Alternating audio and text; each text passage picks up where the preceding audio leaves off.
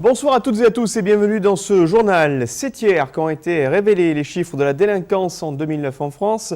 Au niveau national, le ministère de l'Intérieur relève une baisse globale du phénomène par rapport à 2008.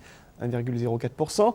Une place Beauvau qui s'est félicité de ces résultats, même si on note une augmentation de 2,8% des violences faites aux personnes sur l'ensemble du territoire. Une lecture contrastée qui rejoint le profil gardois où la délinquance est en augmentation de 1,4%. Avec la confirmation du phénomène lié à la jeune délinquance. Des chiffres commentés ce matin par le préfet du Gard, Hugues Bouzige, qui a également présenté les mesures censées enrayer cette délinquance. Les explications d'Olivier Michel. Après 6 ans de baisse, l'année 2009 accuse une hausse de la délinquance de plus 1,8%. Par rapport à l'année 2008, les vols avec violence ont augmenté de 24,7% et le cambriolage de 15,9%, ce qui représente 17 cambriolages par jour. Fait marquant, les mineurs sont mis en cause dans 17,4% des cas et dans 40% des cas pour la délinquance dite de proximité, autrement dit sur la voie publique. Quand on ramène au nombre de personnes interpellées, on peut considérer que 3 mineurs sont interpellés par jour pour des infractions relativement graves qui sont des vols par effraction, des vols à la roulotte ou toute autre action, parfois même des vols avec violence. Sur la période hebdomadaire, on constate une hausse des cambriolages ou des vols à la roulotte les mercredis et les week-ends. Et puis, lorsqu'on a un regard un peu plus étendu sur l'année, on s'aperçoit que les périodes de vacances scolaires sont propices, malheureusement, à ce type de délinquance. Afin de lutter contre la délinquance, la préfecture a mis en œuvre le plan national de prévention de la délinquance. Parmi les actions menées, le renforcement de la vidéoprotection, la mise en place d'une cellule de lutte contre les cambriolages, la prévention des vols en magasin ou encore la prévention des violences scolaires en partenariat avec l'inspection académique. Dans ce cadre, des actions de formation, notamment des enseignants, pour mieux appréhender justement ces phénomènes de violence scolaire vont être menées au cours de l'année 2010. La vidéoprotection sera également développée aux abords ou à l'intérieur des établissements scolaires. Afin de prévenir la violence en milieu scolaire, un plan national de formation à la gestion de crise sera proposé aux chefs d'établissement. 2 lycées gardois dits sensibles vont également être les sujets du diagnostic de sécurité voulu par Nicolas Sarkozy dans le cadre de la mise en œuvre des mesures de sanctuarisation des établissements scolaires. Il s'agit de Jean-Baptiste Dumas à Alès et de Frédéric Mistral à Nîmes. Et je vous confirme le bon chiffre d'augmentation de la délinquance dans le Gard qui est de 1,4%. Des chiffres passés au crible par les représentants de l'État et des forces de l'ordre, au même titre que ceux de la sécurité routière. 2009, une année noire dans le Gard, avec une augmentation du nombre de personnes tuées sur les routes du département. Face à cette progression, le préfet Hugues Bouzige a tenu à mettre en garde les personnes sur les conséquences liées à une conduite dangereuse ou encore les facteurs connus que sont entre autres la vitesse, la consommation d'alcool ou encore l'absence de port de ceinture de sécurité.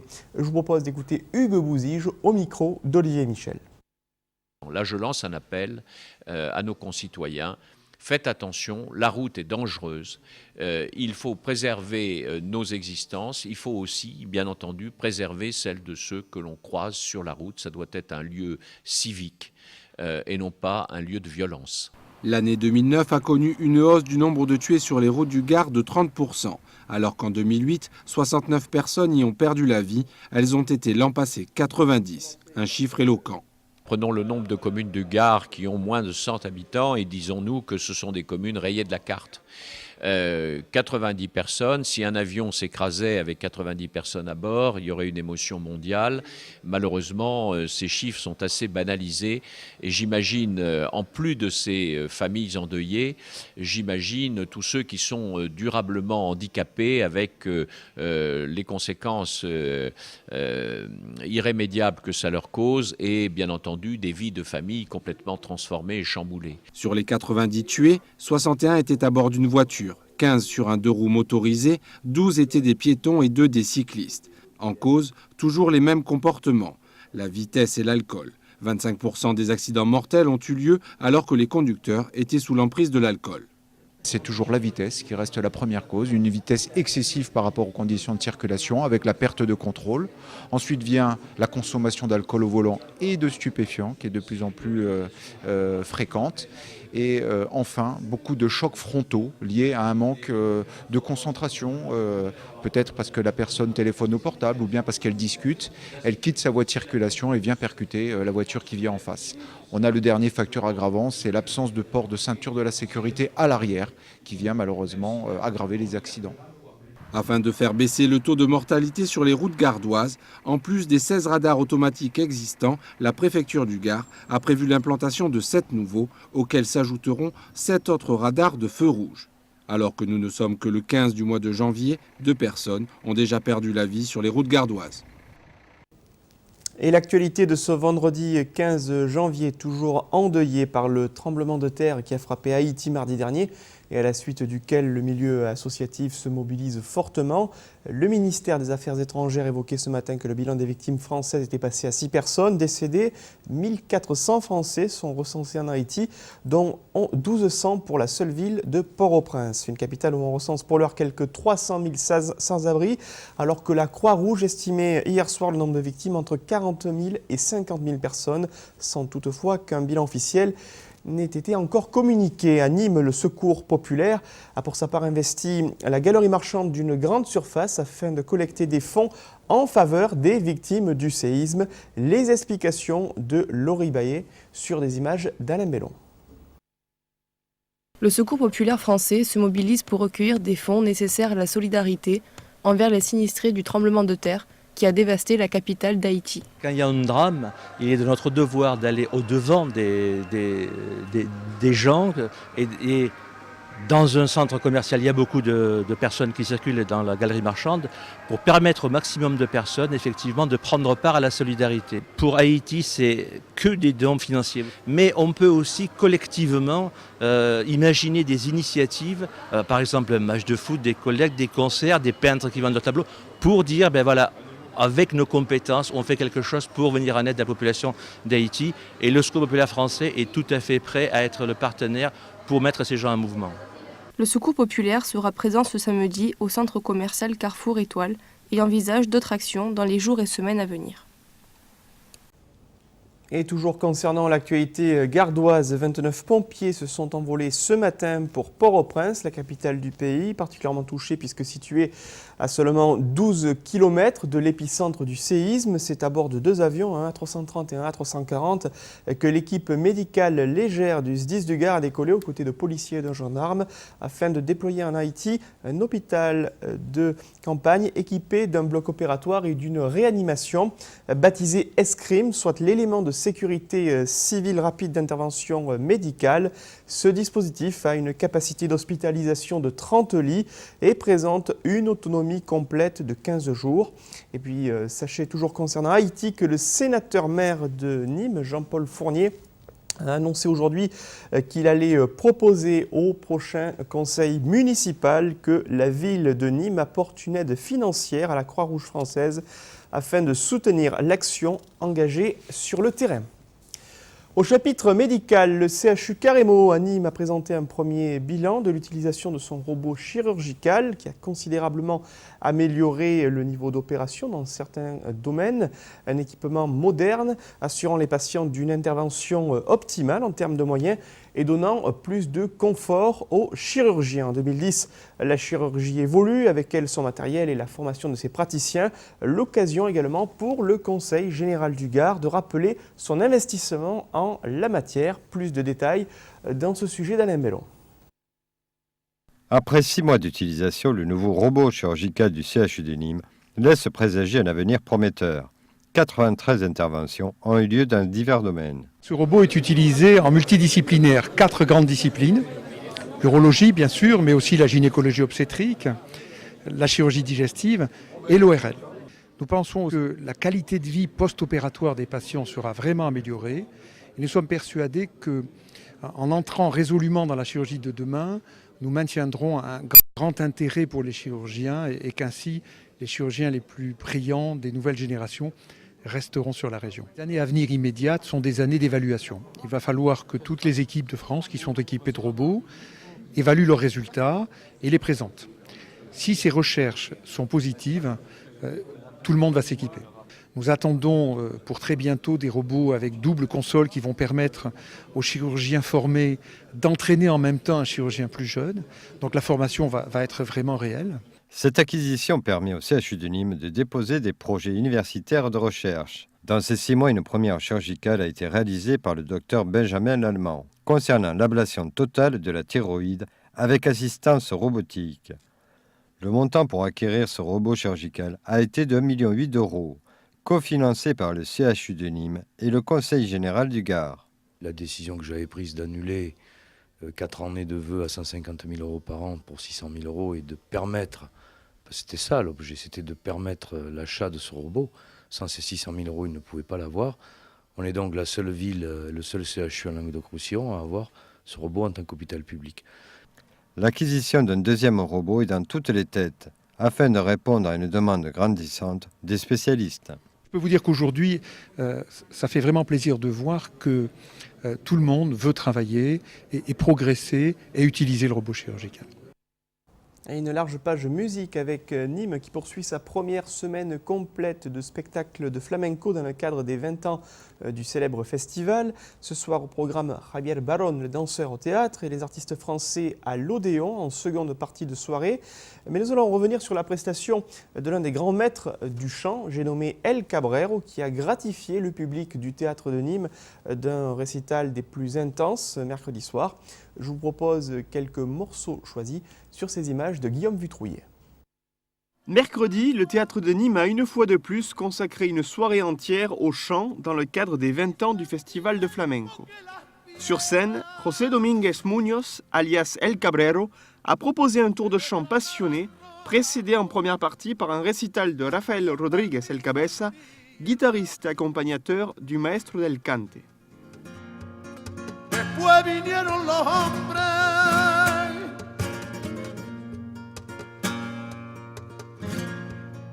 con ellos también la guerra, encontraron agua clara y se miraron en ella y enturbiaron el espejo que tenían las estrellas. El Cabrero, l'histoire d'un chanteur avec un vécu, celui de l'ancien berger qui gardait des chèvres dans les collines andalouses, mais aussi celui de l'artiste qui participa à la tournée américaine de Peter Gabriel dans les années 90. Un chanteur à fleur de peau dont la puissance d'interprétation a conquis le public nîmois.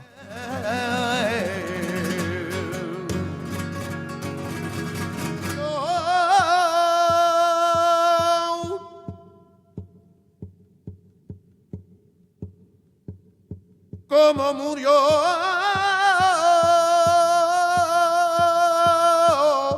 Miguel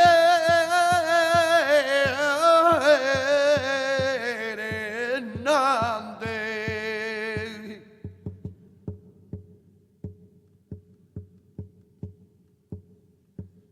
también mataron a Lorca.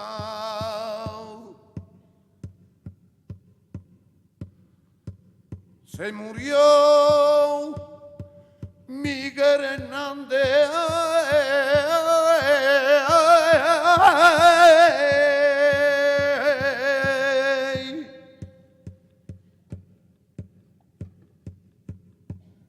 también mataron a Lorca.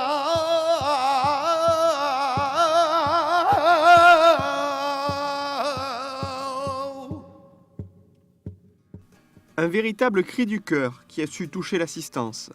Aujourd'hui âgé de 65 ans, le chanteur au chapeau n'a pas fini de conquérir les inconditionnels d'un flamenco profondément attaché à ses racines andalouses. Nunca un arroyo se vuelve, porque no es un animal que ve, que oye y que entiende. El agua no siente nada.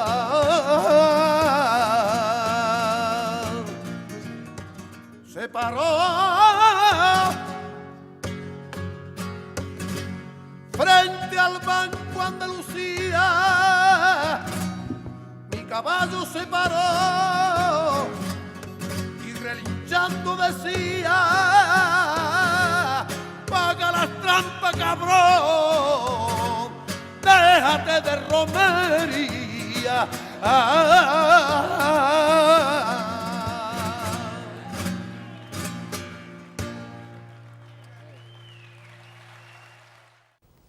Et toujours le flamenco à la une de l'actualité artistique nîmoise avec le spectacle qui s'est déroulé hier soir au théâtre de Nîmes et qui a tenu en haleine le public pendant plus de 3 heures. La danse de Maria José Franco, mais aussi et surtout la découverte de la voix de Rafael de Utrera, un artiste profondément amoureux de son Andalousie natale, mais également de la culture tauromachique et de ses plus grands interprètes. Nicolas Pinchino l'a rencontré. Jeudi soir, sur les planches du théâtre de Nîmes, Rafael de Utrera a honoré le premier prix de Canté reçu à Nîmes 16 ans auparavant. Il a offert au public toute la sincérité avec laquelle il aime s'exprimer.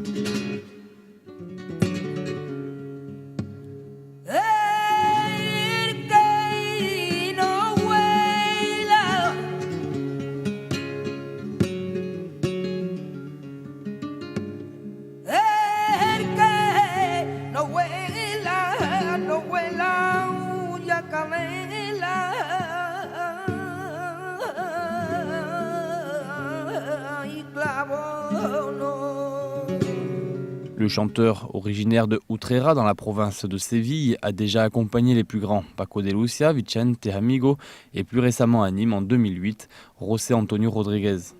Une ville de Nîmes qu'il apprécie et qu'il connaît, en aficionados avisé, il suit de près la temporada française. D'ailleurs, un projet qu'il présentera à la Biennale de Séville, mêlant tauromachie et flamenco, est en préparation. Tenemos un espectáculo que se llama Faena Flamenca. J'ai un projet que je vais présenter à la Biennale parce que moi en réalité je suis plus aficionado à la tauromachie même qu'au flamenco. Donc c'est un spectacle qui s'appelle Faena Flamenca que je voudrais présenter à Nîmes. Et alors j'adorerais le présenter pendant la feria et aux côtés de tous des grands toreros que j'admire comme José Tomás et que j'aimerais inviter. Toreros amigos míos porque tengo une grande amistad con José Tomás, con Morante de la Puebla, con muchos amigos. Entonces pues me gustaría hacerlo el día que viniera aquí alguno de mis amigos toreros.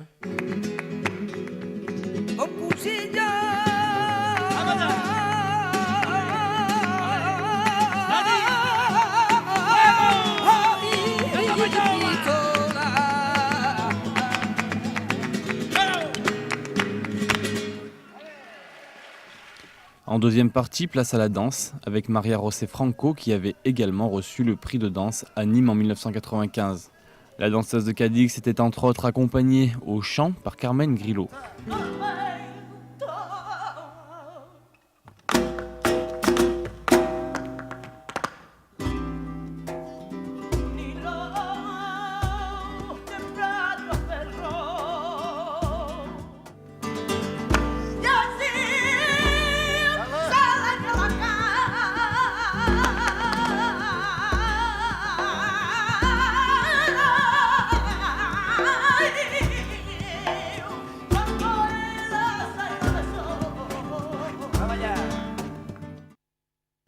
Et la programmation à venir de ce festival ce week-end, en raison des nouvelles consignes de sécurité, je vous le rappelle, les concerts acoustiques prévus à la Cour d'appel de Nîmes ont été déplacés. Demain samedi, Antonio Soto remplacera le guitariste Javier Conde et se produira à 16h et 17h30 au Muséum d'Histoire Naturelle de Nîmes, boulevard Amiral Courbet, quelques heures avant le retour à l'Odéon des jeunes artistes français. Dimanche, le Romancero Gitano sera proposé à l'Odéon à partir de 15h. Enfin, toujours dimanche à 18h, le Théâtre de Nîmes rouvrira ses portes pour accueillir le temps fort de ce festival, à savoir la présentation du dernier spectacle du danseur Israël Galban. Un mot de tauromachie avec les cartels d'Arles qui ont été quasiment dévoilés aujourd'hui par l'agence de presse espagnole Mundo Toro, une feria de Pâques qui devrait donc débuter le vendredi 2 avril par la prise d'alternative de Marco Leal que l'on voit ici en image des mains d'El Juli en présence de Sébastien Castella face au taureau de Garci Grande. Le lendemain, toujours selon Mundo Toro, est annoncée une corrida du Puerto de San Lorenzo avec Enrique Ponce que l'on va retrouver dans ces arènes d'Arles aux côtés de Juan Bautista et de Mathias Tejela. Double programmation de corrida pour le dimanche de Pâques avec un matinée Un cartel international composé par le Mexicain Joselito Adame, toujours ici en image, l'Espagnol Antonio Ferreira et le Français Roman Pérez face au taureau d'Anna Romero. Et puis l'après-midi, ici Mehdi Savali qui retrouvera les taureaux de Miura pour une première arlésienne aux côtés de Juan José Padilla et Rafael Lillo. Lundi, on annonce une corrida concours avec Uced Alea, Luis Bolivar et Javier Valverde, deux noviades de Bloorn et d'Antonio Paya, ainsi qu'une corrida équestre lundi matin. Tous les cartels de cette temporade arlésienne 2010 seront dévoilés officiellement par Luc et Marc Jalabert le samedi 30 janvier à la Grande Halle de l'Image sur le site des anciens ateliers SNCF. Et puis toujours en tauromachie, sachez que le bécériste arlésien Matteo Julian, vainqueur de l'édition 2008 de Graines de Torero, participera demain au Bolsin Taurin de Ciudad Rodrigo, l'une des épreuves les plus cotées du début de saison dans la catégorie des novilleros sans picador. Retour dans le Gard avec ce sujet que nous évoquions en début de semaine dans nos éditions et la question de l'organisation de la deuxième édition du Grand Marché, initiée par les jeunes agriculteurs du Gard. Dans un communiqué émis aujourd'hui, le syndicat agricole s'indigne que cette manifestation ne soit visiblement pas reconduite en 2010 et soutenue par les élus nîmois. Fin de citation. Les jeunes agriculteurs du Gard qui auraient souhaité être consultés et qui annoncent ce soir qu'ils ont décidé de se rapprocher d'autres communes qui seraient prêtes à accueillir cette manifestation qui avait attiré, je vous le rappelle, l'an passé, plus de 15 000 visiteurs. Jean-Paul Fournier qui s'étonne ce soir du communiqué émis par les jeunes agriculteurs et qui rappelle qu'une seule grande manifestation pour la promotion de l'agriculture locale est actuellement en préparation et pour laquelle le président de Nîmes Métropole dit avoir rencontré la semaine dernière des représentants des jeunes agriculteurs du Gard. Un mot de sport avec la belle victoire hier soir des handballeuses du HBCN sur le parquet de Dijon. Succès 27-26 qui permet aux Nîmoises de remonter à la 3e place du classement de D1 féminine à l'issue de cette 10e journée.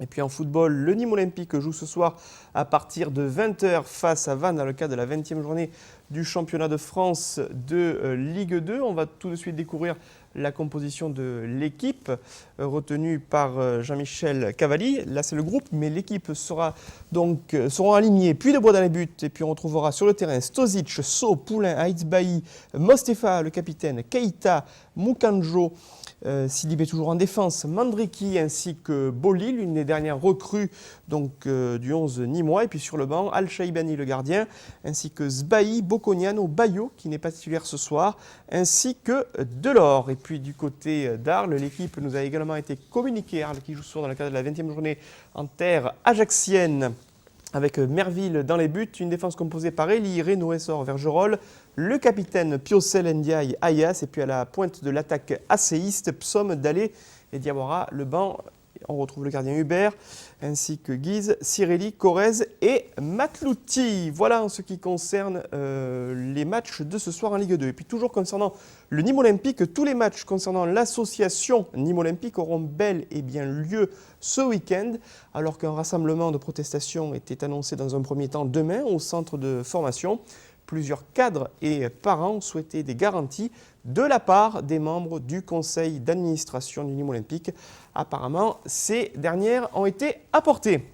Voilà, c'est la fin de cette édition. Merci de l'avoir suivi.